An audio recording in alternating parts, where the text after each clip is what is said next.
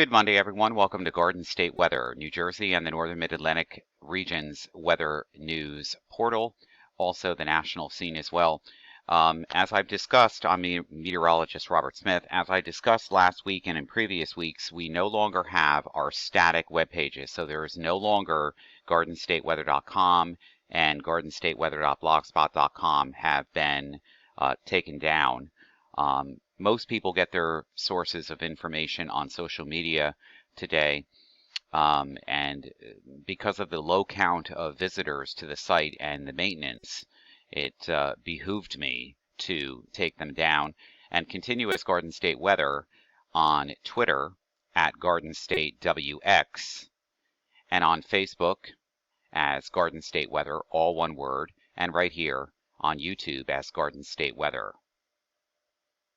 Of course, the biggest news this past weekend was the death toll from the Kentucky and other areas here in the southwest, the southeast states, the middle Mississippi Valley area, that tornadic outbreak on Friday night, early Saturday morning. Nocturnal tornadoes abolished complete communities like Mayfield in Kentucky and other areas. And of course, the Red Cross, FEMA, all states are, starting to get in there and get aid and help to people as the death tolls continue to rise cumulatively. It's going to take years for the rebuilding of this, and the lives lost around Christmas time and the buildings and destruction is just absolutely too immense to have words for. And again, donations coming in, outpouring coming in from all local communities, states, FEMA, the Red Cross, you name it, coming in to help the victims, the survivors, and the families that were completely gone as a result of these deadly tornadoes. Fox Weather covers a lot of this, and it's just been a wrenching weekend for me to look at all of this information. Of course, the National Weather Service teams are out here with all of these areas here. Tornado surveys ongoing, could take several days to complete by the National Weather Service. In Bowling Green, Kentucky, at least 11 are dead. Widespread damage to Bowling Green. If you've been watching social media or television, you know it. This is a serious, serious situation. Also ongoing is the atmospheric river in the west, and that's going to bring heavy rain, flash flooding, 3 to 6 feet of snow to the Sierra Nevada. If you want snow in the east, I'm not seeing it just yet. Not proper. And for this broadcast, I'm going to start out with the top layers of the atmosphere, the stratosphere, and work ourselves down into the troposphere. Why does this matter? It does. Here's our polar vortex here at 10 HPAs, okay, in the atmosphere. And here's a warming event that is starting out in the Pacific here and into British Columbia and Alaska. And it's going to try to disrupt the polar vortex. Going to. At 70 millibars, we can get this up here, you can see there is stretching going on here in this elongation of the polar vortex, but it's quite steady and still in its place right over the Arctic Circle. This is what it looks like right now from the GFS, NCEP, U.S. National Weather Service. And at 250 millibars, here's our jet structure, west to east across the country in North America. And that's the reason why you're not seeing an abundance of snowfall here in the Northeast or even anywhere in the East, actually. In the West, yes. And we'll explain why in a minute. At 500 millibars, this is the jet structure. And look at this. This is plentiful west to east flow, Pacific air flowing across the continent of the United States of America. When you get down to 850 millibars, which is about 5,000 feet, you see all this warm air advection going on here. All the cold air is really locked up in Canada. And again, storm potentials are on the west coast and the Intermountain West. Stratospheric temperature anomalies showing up from the CDAAS, stratospheric temperatures data from the Climate Prediction Center here. From late November into early December here, here is our stratospheric warming event occurring over Canada and North America. At 30 millibars, the same situation, again, is trying to play out. This is not going to be the last. This is probably the first of many to disrupt or kind of invade the polar vortex into a warping situation here. Even at 50 millibars, we see this here. This graph caught my eye. This is the EP flux from the tropospheric level near the equator to the stratospheric level at the poles at 10 HPA, the highest level of the near close to the highest level of the stratosphere at 60 degrees north, which is our area of concentration here.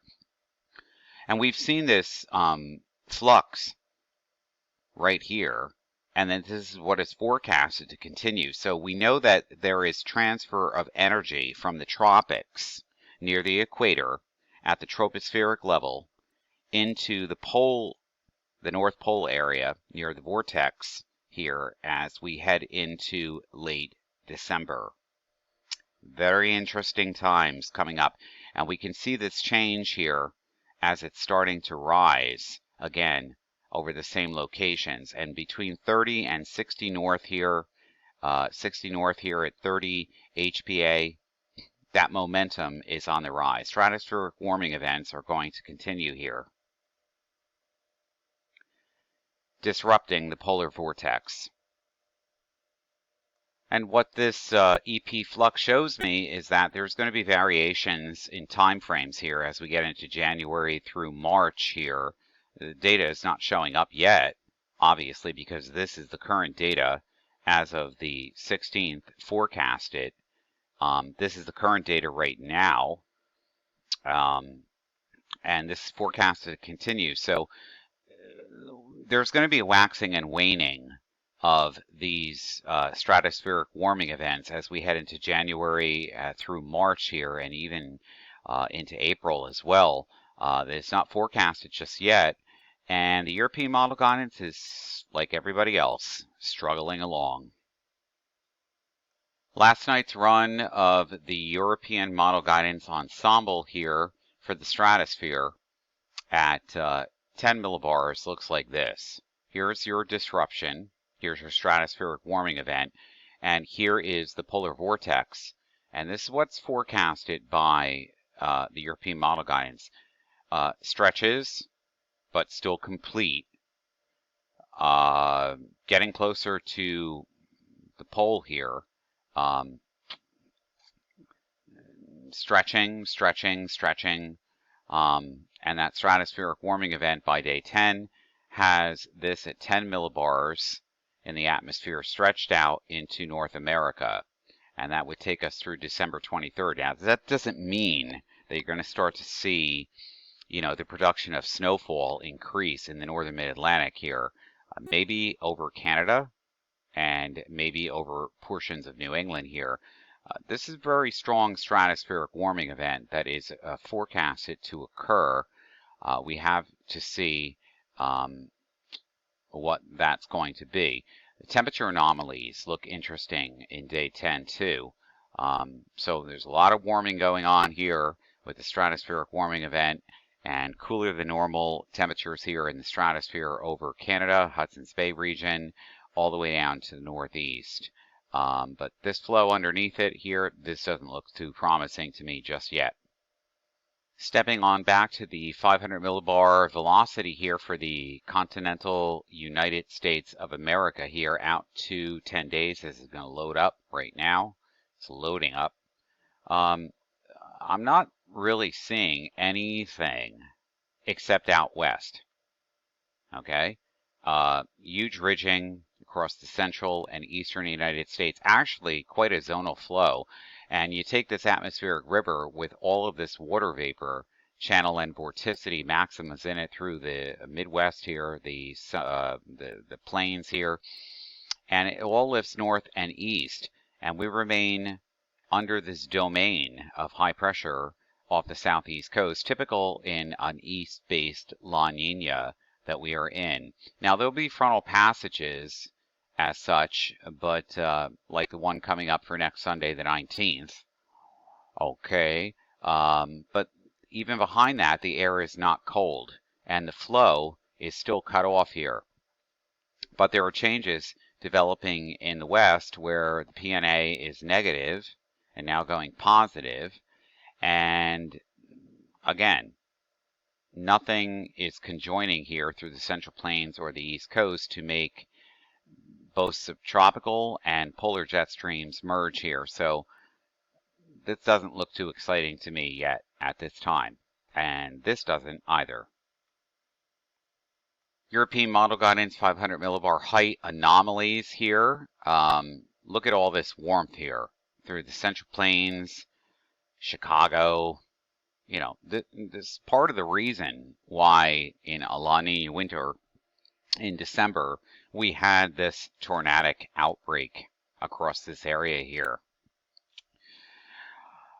And when I'm looking at this forecast map here and the graphics here, this is a west to east flow. There are perturbations here in the polar jet, but they're not really too influential in the northern mid-Atlantic. They come in and they go out.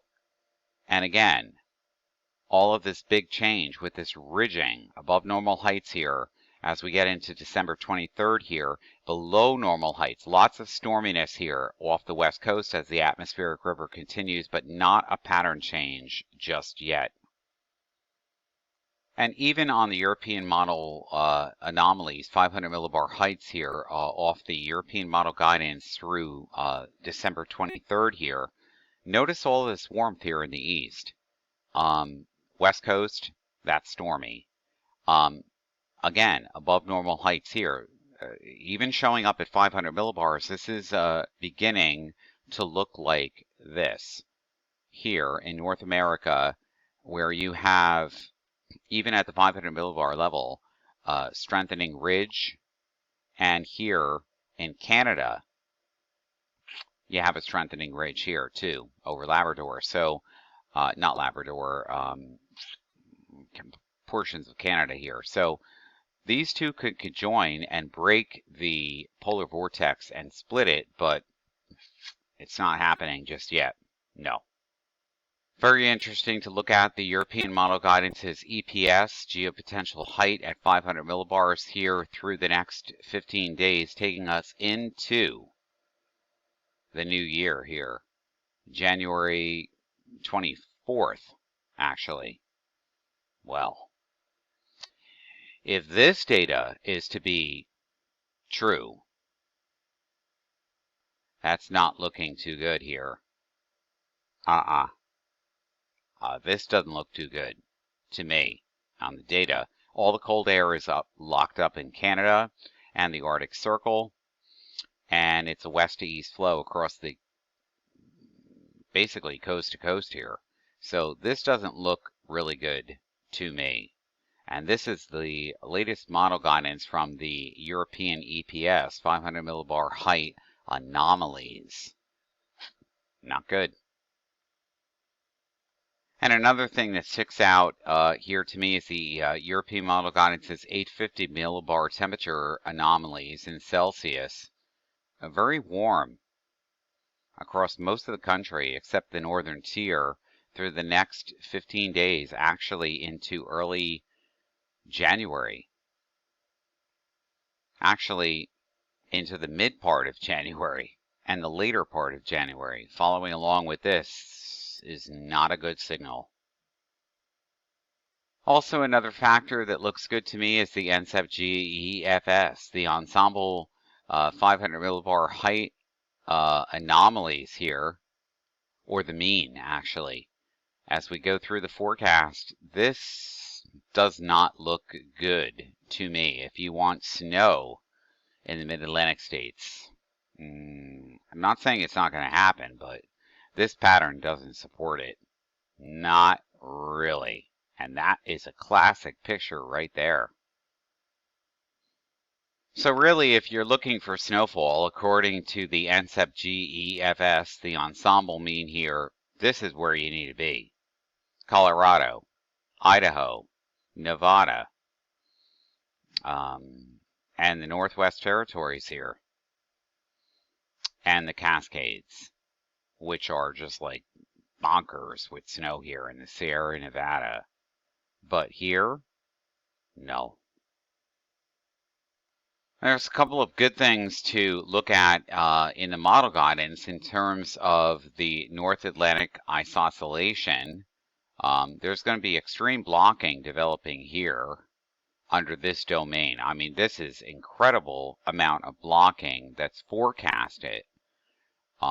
This doesn't mean it's really going to happen in the same way. Right now, it's in the negative, but that doesn't matter either.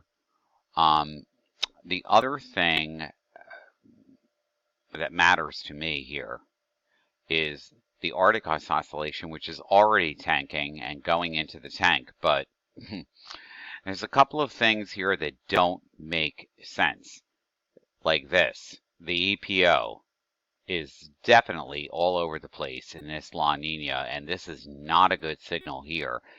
And this signal here is absolutely wrong. If you want East Coast snowstorms or any kind of thing to really develop across the eastern United States, you want this to be here, not here.